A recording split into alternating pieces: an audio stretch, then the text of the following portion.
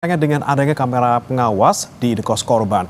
Kemudian bagaimana analisa pakar untuk mengungkap kematian korban? Kita akan ulas bersama kriminolog Universitas Indonesia, Adrianus Meliala. Selamat pagi, Prof. Selamat pagi, Mas Bremana. Ya, Prof. Adrianus, ini sepertinya kasusnya cukup membuat banyak pertanyaan dari publik gitu ya. Di satu sisi, kelihatannya seperti tidak wajar karena ada lakban yang menutupi kepala korban, tapi di sisi lain bukti-bukti yang kita peroleh saat ini sepertinya kok susah kalau kita anggap sebagai pembunuhan. Kalau menurut Anda, Prof. Adrianus, dengan bukti-bukti sementara yang kita dapatkan ini, mengarahnya kemana? Ya, saya juga melihat bahwa sekarang ini analisanya sudah liar ya. Bahkan kemudian sudah mulai mengait-kaitkan dengan tugas yang bersangkutan di Kemlu, lalu kemudian bahwa yang bersangkutan itu pernah melindungi apa sehingga lalu ada pembalasan gitu ya. Jadi sudah liar.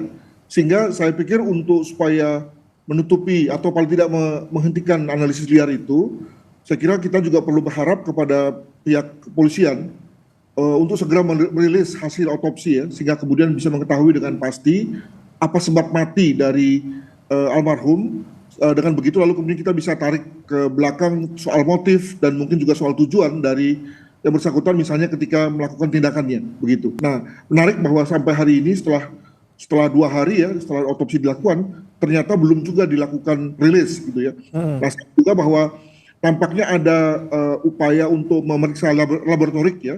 Mungkin memeriksa laboratorik isi lambung ya, yang kena sebagaimana diketahui bahwa almarhum baru saja memakan sesuatu ya sebelum dinyatakan meninggal begitu. Jadi mungkin dalam ini diperiksa isi lambung itu apakah mengandung racun atau apa gitu ya, sehingga kemudian menunggu sampai ada hasil barulah kemudian otopsi dirilis. Demikian. Baiklah, memang kuncinya kita bisa masuk dari hasil otopsi ya. Kemudian apakah karena keracunan makanan atau kehabisan napas atau ada upaya lain penganiayaan misalnya. Tapi kalau Prof. Adrianus melihat misalnya ada bukti rekaman CCTV, sementara ini yang kita lihat belum ada ataupun tidak terlihat ada orang yang masuk ataupun berinteraksi secara mencurigakan oleh korban gitu. Anda melihatnya seperti apa? Apalagi misalnya tidak ada luka penganiayaan di tubuh korban. Apakah mungkin ini lebih mengarahnya ke bunuh diri, Prof. Adrianus? Saya kira begitu ya, karena saya kira juga dalam rangka untuk membuat tenang keluarga ya, maka skenario pembunuhan itu saya kira lebih membuat lalu keluarga tenang gitu.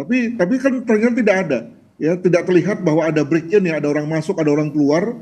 Demikian juga misalnya terkunci dari dalam, demikian juga CCTV semua bersih, maka lalu kita terpaksa mengabaikan soal adanya pembunuhan tersebut gitu.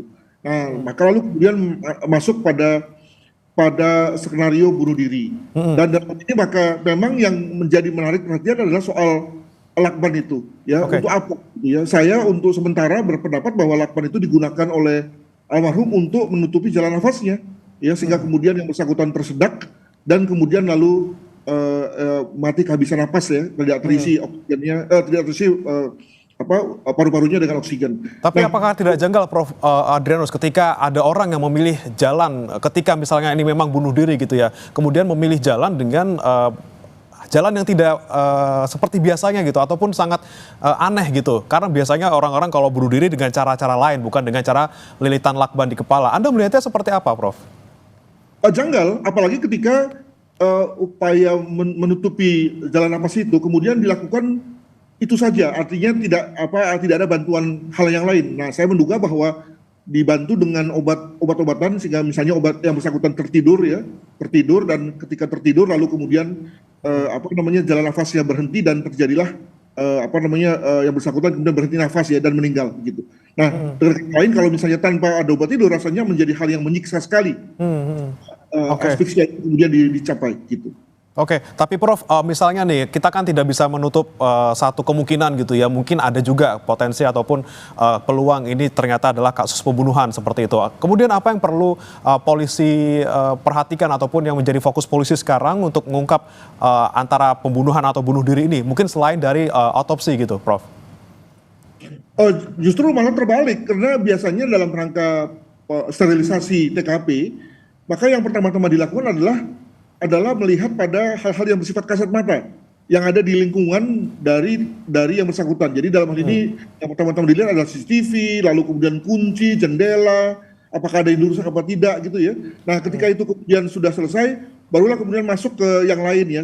Contoh misalnya pemeriksaan sidik jari untuk melihat ada sidik jari yang tertinggal, apakah kemudian bisa diangkat dengan DNA-nya gitu ya. Demikian juga misalnya apakah ada gelas pecah, adakah obat yang baru saja dikonsumsi ya, itu yang semua kemudian diambil oleh polisi untuk pemeriksaan lanjutan.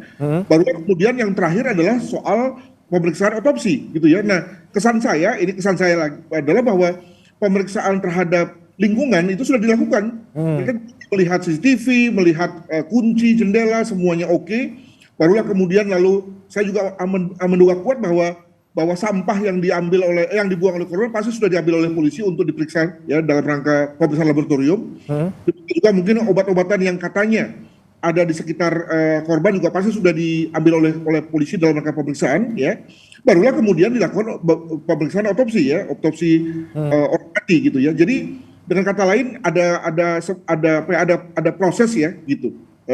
Sehingga kemudian lalu tidak ada lagi rasanya hal yang tersisa gitu. Oke, tapi Prof, kalau misalnya kita lihat dari sementara ini yang kita dapatkan gitu ya, apakah mungkin misalnya kita harus menggali keterangan-keterangan dari orang-orang sekitar? Kan polisi sudah memeriksa istri, kemudian rekan-rekan kerjanya, kemudian juga keluarga. Kemudian Anda melihatnya kemungkinan kalau misalnya terungkap gitu ya, ada alasan-alasan tertentu yang bisa membuat korban ini ternyata dibunuh gitu, misalnya karena terlibat memang di pekerjaannya ini sangat beresiko tinggi. Anda melihatnya seperti apa, Prof? Ya mungkin saja ya. Jadi dari berbagai keterangan tersebut lalu kemudian bisa dikerucutkan kurang lebih motifnya apa dan apa yang sebetulnya dilakukan oleh korban gitu ya. Tapi mungkin akan lebih efektif sih dan lebih efisien kalau kita melakukan hal yang sebaliknya. Jadi dengan melihat dulu dari hasil otopsi ya, barulah kemudian dilihat balik ya, dilihat kronologinya. Kenapa? Misalnya saja contoh misalnya nanti ketika yang hasil rilisnya adalah bahwa yang bersangkutan memang mati karena tersedak ya, karena tidak kehilangan jalan napasnya misalnya, dengan kata lain bunuh diri misalnya, maka lalu kemudian bisa ditanya kepada semua pihak, kurang lebih apa ya hal-hal yang menyebabkan yang bersangkutan bunuh diri misalnya begitu kan. Jadi jauh lebih efektif sih ketimbang dari luar ya, sebagaimana layaknya suatu investigasi kejahatan, maka memang sebaiknya berangkat dari TKP, bukan berangkat dari luar TKP lalu kemudian digatuk-gatukan ya, dicocokologi gitu ya. Tapi sebaliknya memang berangkat dari TKP lalu kemudian dikaitkan dengan situasi di luar. Demikian. Oke, jadi memang kuncinya adalah sebelum semuanya menjadi liar, kemudian ada misalnya kecurigaan ternyata ada orang-orang terdekat yang bisa mungkin punya akses masuk, kemudian ada juga misalnya kemungkinan ada konflik di pekerjaan. Kemudian yang harus dilakukan sekarang ya setelah sudah melihat tanda-tanda di lokasi, kemudian tanda-tanda dari jenazah korban ya langsung ke otopsinya ya, Prof. Jadi biar tidak semakin liar isu ini. Saya kira begitu. Dan disitulah selalu pentingnya scientific crime investigation ya, di mana kita tidak melihat dari fakta-fakta non ilmiah, tapi kita semua kembali pada fakta ilmiah yang mungkin saja bisa menjelaskan tentang misteri ini. Demikian. Oke, Prof, terakhir ketika kita bicara soal pekerjaan seorang diplomat ini kan sekarang menjadi fokus juga oleh publik ketika memang pekerjaan ini adalah pekerjaan yang resiko tinggi, konflik potensinya juga lumayan tinggi. Kemudian Anda melihatnya ketika ada kemungkinan-kemungkinan seperti ini, orang kan tidak bisa kita bungkam gitu ya pendapat di luar bagaimana kemudian orang-orang berpikir secara liar gitu. Kemudian apa yang sekali lagi, Prof, apalagi yang perlu dilakukan oleh polisi selain misalnya mengungkap hasil otopsi dari korban ataukah misalnya memberikan keterangan sementara kepada publik sementara ini untuk meredam paling tidak isu-isu yang dianggap liar seperti ini? Jadi sekali lagi kita perlu dukung kepolisian untuk betul-betul melakukan satu upaya pemeriksaan TKP yang bersih ya. Jangan sampai ada yang terlewat, misalnya sediaan jangan misalnya di dalam kamar itu misalnya ada gelas ya, maka gelasnya segera harus diperiksa sidik jarinya, DNA-nya misalnya yang terdapat dalam bibir gelas misalnya. Demikian juga mungkin di gagang lemari itu juga mungkin ada sidik jari. Dengan kata lain kita mau cari tahu memang apakah ada sidik jari atau DNA dari orang lain yang yang masih segar ya, yang kemungkinan bisa memperkuat teori adanya orang kedua yang membunuh tersebut gitu ya. Nah, dalam hal ini kalau saya lihat dari video ya, dari tayangan tentang lokasi yang bersangkutan itu, lokasi TKP maksud saya, itu kelihatannya lokasi yang tidak banyak orang datang, tidak banyak orang masuk ya. Dengan kata lain, segera setelah korban diangkat dibawa keluar, maka lalu kemudian teman-teman dari identifikasi dari Dokes misalnya langsung bisa mengadakan pemeriksaan secara baik ya.